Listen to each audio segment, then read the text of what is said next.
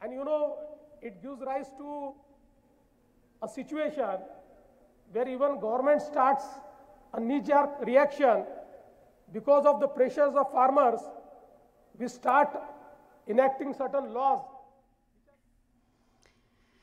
आपण दोन दृश्य एका वेळेला दाखवत होतो आपल्या प्रेक्षकांना. एका बाजूला दृश्य आहे शिवाजी पार्कातल्या स्मृतिस्थळाचं, बाळासाहेबांचं स्मृतिस्थळ, जिथे आता उद्धव ठाकरे सहकुटुंब आलेले होते. अभिवादन केलं त्यांनी आणि त्यानंतर थोड्याच वेळात राज ठाकरे तिथे पोहोचले आणि त्यांनीही स्मृतिस्थळाला अभिवादन केलं. राज ठाकरे आता तिथून निघालेले आहेत, आपल्या घराकडे रवाना झाले. आणि दुसरीकडे ही विनंती केली आहे की आज केमिकल्सच्या वापरामुळे मोठ्या प्रमाणात आपली जमीन जी आहे ती त्या ठिकाणी बंजर होते, जमिनीचा पोत खराब होतोय, जमिनीची उत्पादकता कमी होते, क्षमता कमी होते. आणि म्हणून आता प्रधानमंत्री नरेंद्र मोदीजींनी जे आपल्याला नैसर्गिक शेतीचं मिशन दिलं आहे, त्या मिशनच्या अंतर्गत महाराष्ट्रामध्ये 25 लाख हेक्टर जमीन ही नैसर्गिक शेतीखाली आणायची आहे. आणि म्हणून या सर्व सीड कंपनीजला मी विनंती केलेली आहे की त्यांनी नैसर्गिक शेतीची तत्व आणि त्यांचे वाण, त्यांचं बियाणं याची सांगड घालून आमच्यासोबत काम करावं, तशा प्रकारचं बियाणं त्यांनी तयार करावं, अशा प्रकारची विनंती त्यांना केली. सर, कर्जमुक्तीसाठी नेमके काय उपाययोजना करता येतील? कारण कर्जमाफी केली जाते, उद्धव ठाकरे सरकारने पण केली होती. 5 वर्षात पुन्हा त्याहून अधिक शेतकरी आता कर्जमाफीची मागणी करतायत. या एकंदरीत सायकलमधून कशी सुटका होऊ शकते? म्हणूनच आपण प्रत्येक वेळी हे सांगितलं आहे की कर्जमाफी महत्त्वाचीच आहे, पण कर्जमाफी अंतिम उत्तर नाही आहे. अंतिम उत्तर हे शाश्वतता शेतीमध्ये आणणं हे आहे. आणि त्याकरता शेती फायद्याची झाली पाहिजे. त्याकरता आमचं जे काही उत्पादनाचं खर्च आहे तो खर्च कमी करणे आणि उत्पादकता वाढवणे हाच याच्यावरचा उपाय आहे. आणि तो जर आपल्याला करायचा असेल तर चांगले वाण आपल्याला लागतील, नवीन शेती पद्धत आपल्याला लागेल, मोठ्या प्रमाणात मेकनायझेशन करावं लागेल, शेतीच्या नवीन टेक्निक्स वापराव्या लागतील. त्या दृष्टीनं आपण नानाजी देशमुख कृषी समृद्धी प्रकल्प किंवा वेगवेगळे प्रकल्प, स्मार्टसारखे प्रकल्प जे हातामध्ये घेतले आहेत, ते एक प्रकारे शाश्वत शेती तयार करायची आणि शेतीची व्हॅल्यू चेन तयार करायची, हा आपला प्रयत्न आहे. एक मिनिट, सीएम सर, पालघर या प्रकरणानंतर आता विरोधकांचा असा आरोप आहे की त्यावेळेस तुम्ही जो आरोप केले होते त्यातल्या आरोपांना भाजपमध्ये जिल्हा परिषदेत पक्षप्रवेश दिला. अर्थात रोहित पवार, संजय राऊत यांच्यासारख्या अनेक नेत्यांनी आता त्यांच्यावरनं तुमच्यावर आणि पक्षावर टीका जोरदार केली. पहिली गोष्ट तर हा जो काही निर्णय या ठिकाणी झालेला आहे तो लोकल स्तरावर घेतलेला आहे, पण तरीही मी माहिती घेतली. मलाही ज्यावेळेस तो निर्णय समजला, एकतर हे जे आरोप लावत आहेत कालपर्यंत त्यांच्यासोबत होते तर त्यांनी आरोप लावले नाहीत, तोपर्यंत ते चांगले होते. आज आमच्याकडे आले तर ते वाईट झाले. पण आपल्याला माहिती आहे की याचं पूर्ण इन्व्हेस्टिगेशन झालेलं आहे आणि इन्व्हेस्टिगेशनमध्ये काय काय समोर आलेलं आहे ते देखील आपण बघितलेलं आहे. त्यामुळे मला स्थानिक लोकांनी सांगितलं की त्या सगळ्या गोष्टींचा त्या ठिकाणी आम्ही इन्फॉर्मेशन घेऊन त्याची माहिती घेऊनच हा निर्णय घेतलेला आहे. खास करके महाराष्ट्र में सर बाळासाहेब ठाकरेंचा दिवस देखील आहे, राज्यभरातून शिवसैनिक दाखल होत आहेत, तुम्ही कशा प्रकारे आदरांजली वाहता? हिंदू हृदय सम्राट शिवसेना प्रमुख श्रद्धेय बाळासाहेब ठाकरे यांच्या स्मृतिदिनी मी त्यांना विनम्र श्रद्धांजली अर्पण करतो.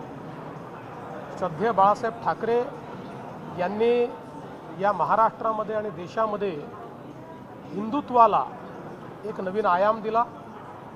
हिंदुत्व हे गर्वाने सांगितलं पाहिजे अशा पद्धतीनं त्यांनी लोकांची वृत्ती तयार केली आणि निश्चितपणे मुंबई आणि महाराष्ट्राच्या जडणघडणीमध्ये त्यांचा एक मोठा सहभाग आहे. आणि म्हणूनच आमच्या सगळ्यांकरता ते अत्यंत श्रद्धेय आहेत आणि त्यांचे जे प्रखर विचार आहेत त्या विचारांवरच आम्ही देखील सातत्याने चालत राहू. सर, मालेगावमध्ये एक दुर्दैवी घटना झालेली आहे. 3 वर्षाच्या मुलीचा रेप करून तिची दगडाने ठेचून हत्या केलेली आहे.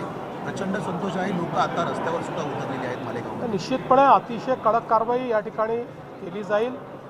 अशा प्रकारची मानसिकता असलेले हे जे लोक आहेत यांची मानसिकता ठेचण्याचं काम हे निश्चितपणे सरकार करेल. जी जिस तरीके से नगराध्यक्ष आज शेवटचा दिवस आहे आणि ठिकाणी बंडखोरी मोठ्या प्रमाणामध्ये सगळीकडे दिसून येते. कशा स्वरूपामध्ये समजूत काढली जाणार आहे? अनेक ठिकाणी सगळ्या पक्षांमध्ये हा प्रॉब्लेम आहे.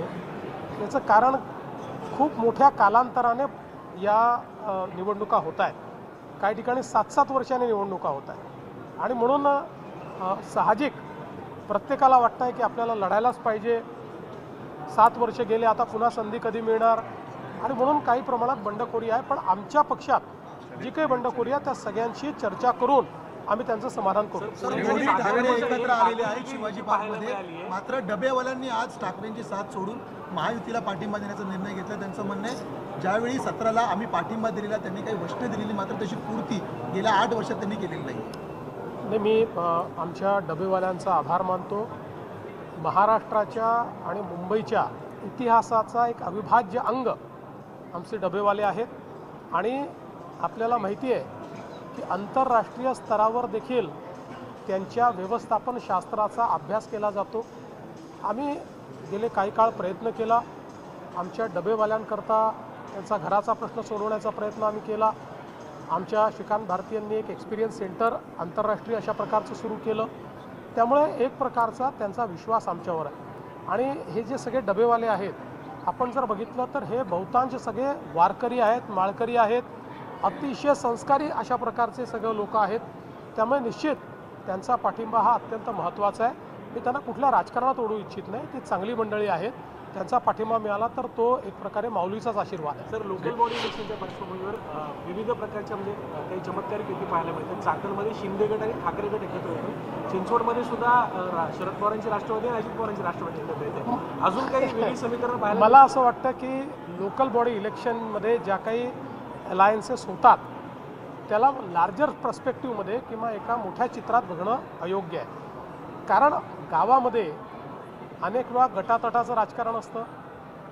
आमचं आणि आमच्या मित्रपक्षांचं खूप पटत असलं तरी गावातल्या एखाद्या गावात स्थिती अशी असते की तिथले 2 या मित्रपक्षांचेच नेते हे एकमेकाचे जानी दुश्मन असतात. त्याच्यामुळे ते वेगळे लढतात. असं सगळ्या पक्षांमध्ये आहे.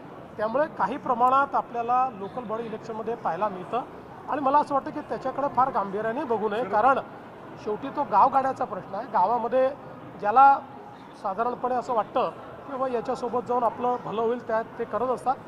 10% ॲब्रेशन असतात, 90% बरोबर असतात. सर, मुंबई काँग्रेसचे अध्यक्ष यांनी एक वक्तव्य केलंय की IAS अधिकाऱ्यांची मुलं आणि गरीब घरातली मुलं यांच्यामध्ये अंतर असतं. नाही, मला असं वाटतं की देशाच्या सर्वोच्च न्यायालयाच्या मुख्य न्यायाधीशांनी केलेली ही टिप्पणी आहे. त्याच्यामुळे त्याचा गांभीर्यानेच विचार होईल.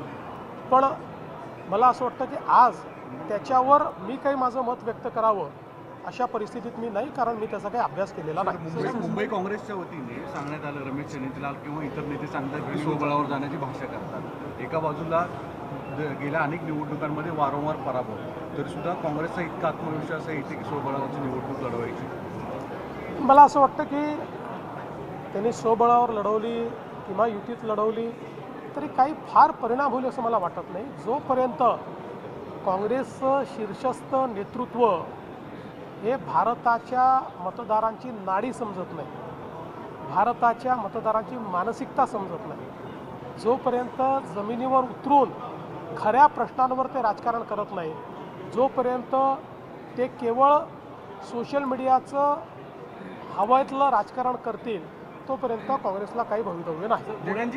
जिस तरीके से बिहार चुनाव के बाद से प्रकरणामध्ये नवीन गैरव्यवहार झाला होता, तिथे समोर आला होता. त्या प्रकरणात नोंदणी महानिरीक्षकांचा आज अहवाल सादर होतोय आणि अपेक्षा अशी व्यक्त केली जाते की जे दोषी आहेत त्यांच्यावरती कारवाई होईल. तुम्ही काय सांगता? अहवाल याच्या आधी बोलणं योग्य नाही आहे. अहवाल आल्यानंतरच याच्यावर बोलणं योग्य ठरेल. देवेंद्र जी, जिस तरीके से बिहार चुनाव के बाद पूरे देश भर में महाविकास अघाड़ी जो अपोजिशन अलायंस था वो बिखरता हुआ नजर आ रहा है, लालू का परिवार बिखरता हुआ नजर आ रहा है, इसे कैसे देर मुंबई और महाराष्ट्र में भी सेम परिस्थिति दिख रही है. आज मुझे बहुत खुशी है कि 10 वर्षों के बाद भारत में, महाराष्ट्र में और मुंबई में एशियन सीड कांग्रेस का आयोजन किया गया है. 10 साल बाद ये मौका भारत को मिला है.